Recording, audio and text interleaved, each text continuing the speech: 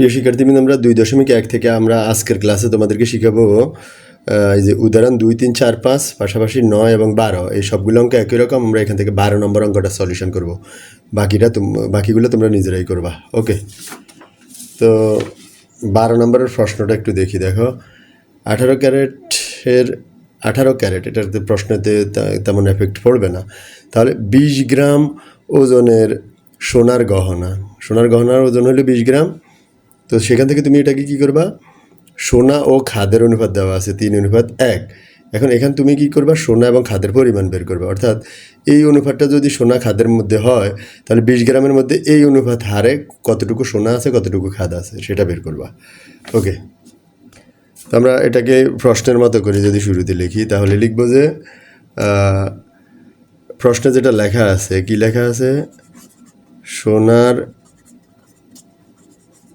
গহনার ওজন কত গ্রাম দেওয়া আছে, 20 গ্রাম দেওয়া আছে। আচ্ছা, এবার আরেকটা জিনিস দেওয়া আছে, সোনা ও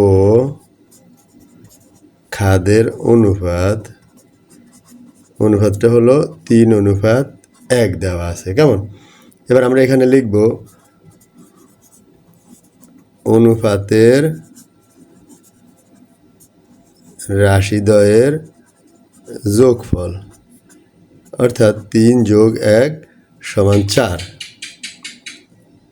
অর্থাৎ আমরা একজন পাবে 3 ভাগ, একজন পাবে 1 ভাগ, মোট 4 ভাগ করব। তো 4 ভাগ করলে তো আমরা শুরুতে কীভাবে লিখবো, এটাকে লিখব গহনায় সোনার পরিমাণ হবে, মোট আছে কয় গ্রাম, 20 গ্রাম। এর মোট 4 ভাগ করব, 4 ভাগ করে সোনার পরিমাণটা হলো 3, তাহলে 4 ভাগে 3 ভাগ পাবে এটা। তাহলে এটাকে ভাগ করলে হবে 5, 5-এ 3 গুণ করো, 3 × 5 = 15 গ্রাম। ওকে, এরপরে আসো গহনায়, এবার তুমি খাদের পরিমাণ বের করবা।